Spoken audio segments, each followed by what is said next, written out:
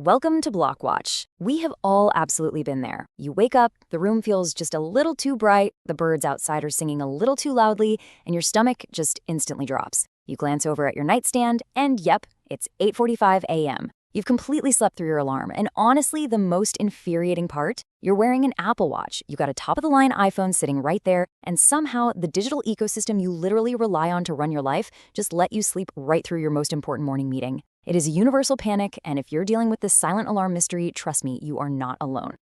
I am so incredibly pumped you're joining us for this explainer today because we're going to permanently solve this major morning headache. We're taking all the guesswork out of your morning routine. We'll break down exactly why your devices are seemingly betraying you, and way more importantly, how to fix it, using some brand new software updates and a few bulletproof workarounds. So get comfortable and let's get your mornings back on track. Okay, here's our quick roadmap for today. Number 1, we'll look at the silent alarm problem itself. Number 2, we'll dive into the iOS 26.4 fix. And number 3, we'll go over how to completely bulletproof your wake up. All right, let's jump right into section 1, the silent alarm problem, and exactly why your Apple Watch is betraying you. So here's what's actually happening behind the scenes. By default, when you wear your Apple Watch to bed for sleep tracking, the Apple ecosystem makes a very specific assumption about you. It intentionally reroutes your blaring, loud iPhone alarm completely away from your phone speaker and turns it into a gentle, silent vibration right on your wrist. Apple actually designed this thinking they were doing us a massive favor. Their logic is kind of like, hey, you're wearing a device right on your body, so why scream at the whole room when we can just lightly tap you on the wrist? Recent reporting on this issue literally calls this gentle wrist tap useful in some situations, but not always effective for waking up. And man, that is the understatement of the year. Sure, it's fantastic if you don't want to wake a sleeping partner or if you've got kids asleep in the next room. But what if you are a heavy sleeper? It is a total disaster. A light little vibration on your wrist while you're deep in REM sleep is basically a lullaby. You need that forceful, loud wake-up sound, and the watch hijacking the alarm completely prevents it. Which brings us to section 2, the iOS 26.4 fix and the brand new Always Play on iPhone feature. Under the old default, like we just talked about, alarms only buzz your watch via those silent haptics. It was totally an either-or situation. But with this new feature, alarms will now sound on both your watch and your iPhone simultaneously. It's a real game changer because it completely solves the silent haptic issue. You get to keep all the great benefits of sleep tracking and sleep scores on your watch while finally bringing back that blaring safety net of the iPhone speaker. So how do we actually turn this on? It's pretty simple. First, open either the Clock app or the Health app on your iPhone. Second, navigate over to edit your sleep schedule. Keep in mind, this specific feature is tied directly to the sleep schedule, not just a standard one-off alarm. And third, you're going to look for a brand new toggle labeled Always Play on iPhone and switch it on. Now, I need to explicitly emphasize this point. This feature is turned off by default. If you update your phone to iOS 26.4 and do nothing else, you're still going to get that silent wrist tap. You have to manually go into these settings and flip the switch to reclaim your loud mornings. Let's pivot to section 3, bulletproofing your wake up. We're going to cover some legacy fixes and a really clever volume hack.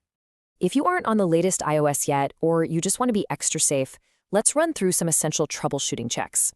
First step. If you're having issues, try just using the standard Clock app alarms instead of the automated sleep schedule.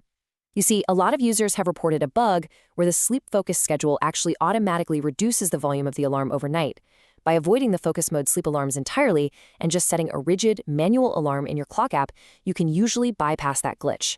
Finally, and this is probably the most important thing to check, you absolutely have to aggressively check your sounds and haptics volume settings. Because, well, there is a major quirk in Apple's operating system.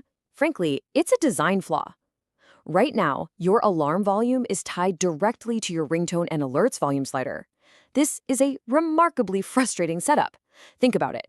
If you use your phone's physical buttons or the control center to lower your ringer volume to 0 before bed, so you don't hear group chats pinging all night, you are accidentally muting your morning alarm. They are permanently linked. If the ringer volume is at 0, their alarm volume is at 0. But because the whole point of this explainer is to find real solutions, I'm going to walk you through a bulletproof workaround using Apple's own Shortcuts app to bypass this volume flaw completely. First, just open the Shortcuts app on your iPhone. Second, hit that plus icon to create a new shortcut, and search for the action called Set Volume. Now make sure you specifically tap and select ringtone volume and not just the standard media volume. Third, you'll see a slider pop up where you can choose your desired volume percentage. And the magic number you want to choose here is 100%. I really cannot stress this enough. Setting this shortcut action to 100% forces the phone to play the alarm as loud as physically possible, completely ignoring whatever manual volume switches you might have flipped the night before. Even if you put the phone in silent mode, even if you slid that control center volume all the way down to 0, triggering this shortcut will instantly force the system's ringer straight back to maximum output. To truly automate your peace of mind, you're going to link that 100% volume shortcut directly to your daily alarm trigger. Right within the Shortcuts app, you can set an automation so that the exact moment your alarm goes off, it triggers the volume shortcut first. The logic here is just brilliant. Combining these two automations means you will never, ever have to remember to check your ringer volume before going to sleep again.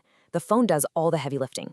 It cranks the volume up a split second before the alarm sounds, completely eliminating the whole "my alarm didn't go off" problem. It really makes you step back and look at the bigger picture, doesn't it? As we wrap up this explainer, I'd love for you to think about this. How much of our actual physical daily routine relies entirely on the flip of a single digital toggle? It is wild to think about how deeply a tiny software adjustment, like routing an audio file to a tiny wrist motor instead of a speaker, can so heavily impact our real-world lives, our jobs, and our stress levels. It's a pretty great reminder to always check your settings, understand the tools you use every day, and most importantly, make your technology work for you, not against you. Thanks for watching the video. If you like our video, please like and subscribe our channel.